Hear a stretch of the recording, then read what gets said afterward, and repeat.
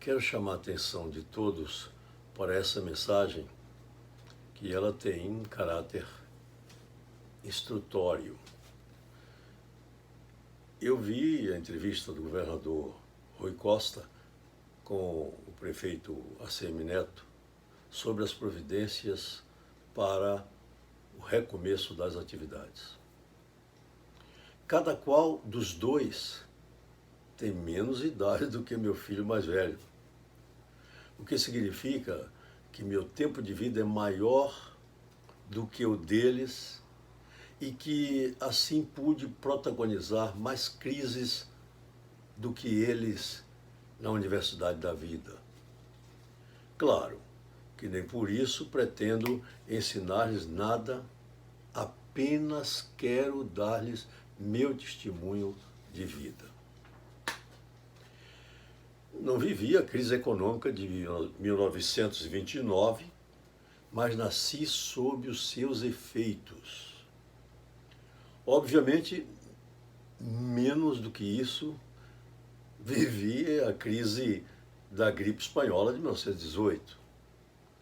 Mas os efeitos dessas crises nos ensinam, tal como aqueles efeitos que experimentei no pós-guerra mundial, porque vivi a primeira infância toda dentro dessa guerra. Hoje os tempos são outros, melhores do que aqueles das crises por que passei.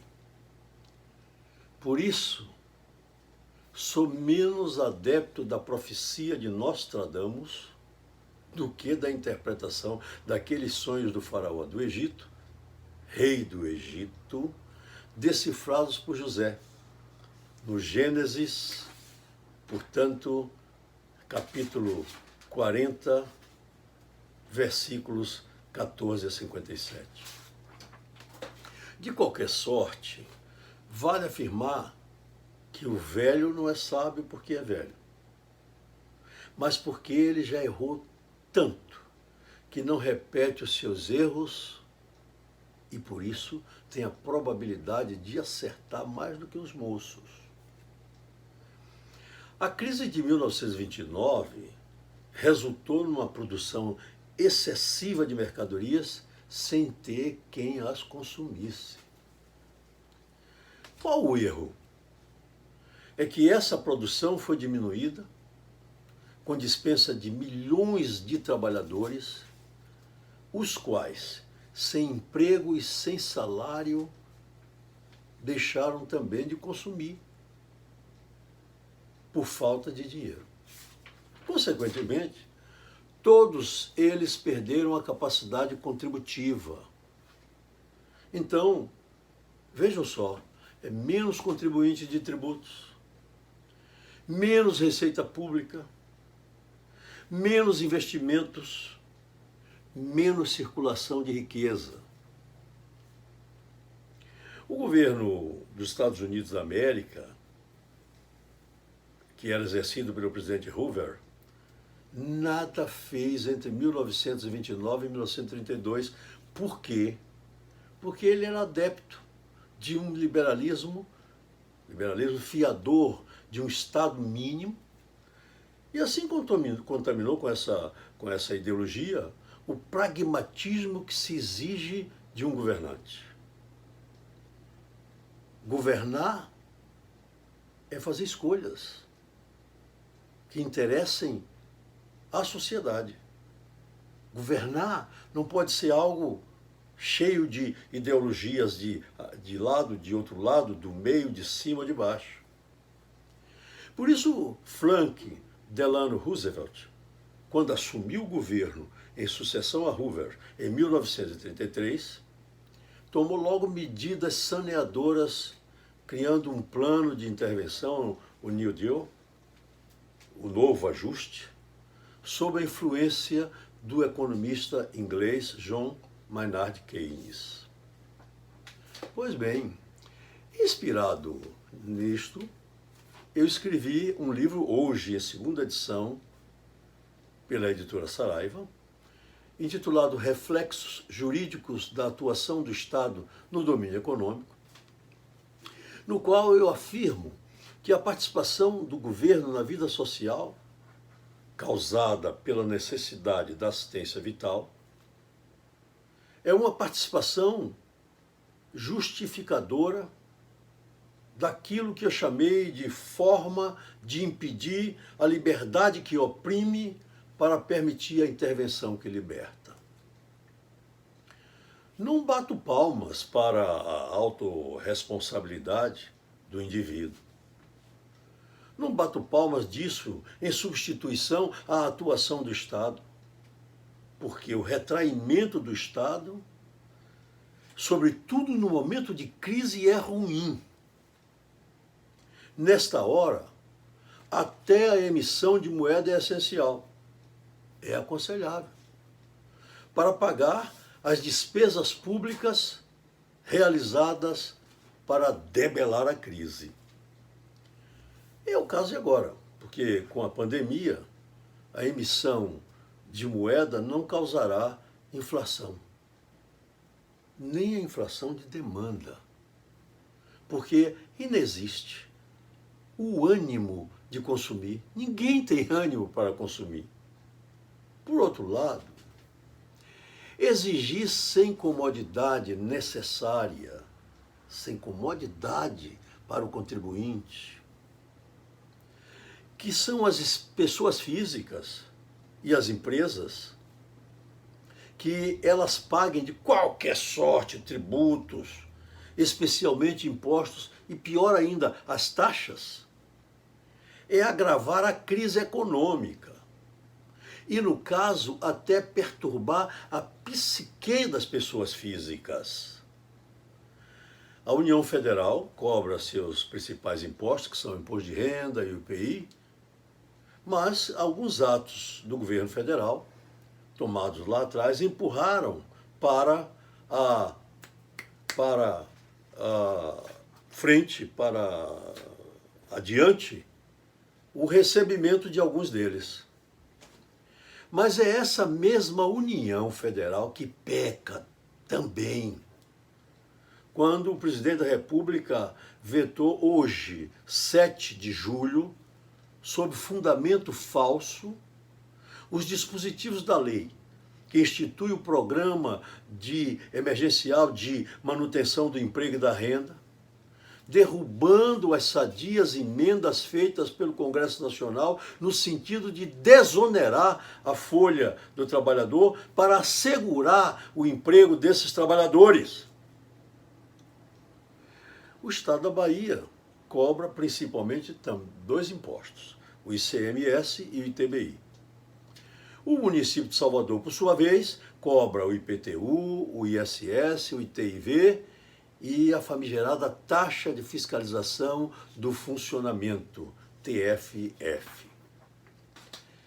Em relação ao Estado, as transações mercantis ou as transações imobiliárias alcançadas por tributos do Estado somente geram dever de pagá-los se a pessoa física ou o empresário tiver atividade. Portanto, esses contribuintes, de certo modo, geraram receita capaz de suportar a tributação, especialmente o ICMS, que é o Imposto de Valor Agregado, e que tem, portanto, o sistema de conta corrente entre o imposto entrado no estabelecimento e o imposto incidente sobre as mercadorias que vão sair.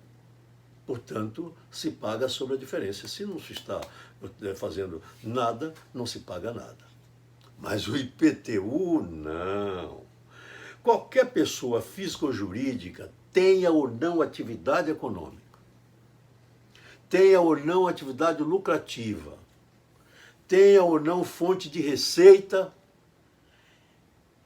tem que pagar o IPTU na data certa. E se não o fizer, pagará multa, pagará juros, pagará correção monetária. A taxa municipal de fiscalização do funcionamento do estabelecimento também, se não for paga pela mesma forma, haverá sanções fiscais, haverá sanções fiscais e esta taxa está com a agravante de que os estabelecimentos não estão em funcionamento nesta pandemia, gente. Como é que se cobra uma taxa, um tributo, pelos estabelecimentos abertos e funcionando, se eles estão fechados? Então, como se pagará esta taxa, cujo débito depende desse funcionamento da atividade do contribuinte, para que justifique a fiscalização oficial regular quanto à sua conformidade? Por tudo isto, não satisfazem as duas providências anunciadas hoje, 7 de julho, pelo excelentíssimo senhor prefeito de Salvador. Uma, apenas prorrogando o IPTU devido no mês de agosto. Portanto, o IPTU de julho, que vai ser pago em agosto. Aí a pergunta, e os demais meses do IPTU devido? Esse IPTU terá de ser pago? Até admito que sim, mas deve ter uma das providências que são sugeridas pela própria legislação tributária. E a TFF, a taxa de funcionamento, também? Aí cabe a pergunta, por que Sua Excelência não concorda com o projeto de moratória apresentado por este velho professor, que à época em que ele, prefeito, era aluno da nossa faculdade de Direito, esse professor, que cruzava com ele nos corredores daquela casa, já ensinava as regras do Código Tributário Nacional de 1966, consagrando a moratória para esses momentos de crise. A moratória pode ser individual, e assim ela ficará circunscrita a uma determinada classe ou a uma categoria de contribuintes, sendo assim aplicada exclusivamente por despacho do secretário da Fazenda ou de Finanças do município, que examinará caso a caso. A moratória, gente, é um lapso de tempo sem pagar o tributo que a lei, só a lei pode determinar. O que eu quero dizer com isso? Se você quiser requerer judicialmente, sem uma lei que ampare o seu pedido, o juiz não pode concedê-lo, porque ele não é concedido por decisão judicial, mas sim por lei. Olha o poder, olha o prestígio da Câmara de Vereadores, que é a única que pode dar a moratória.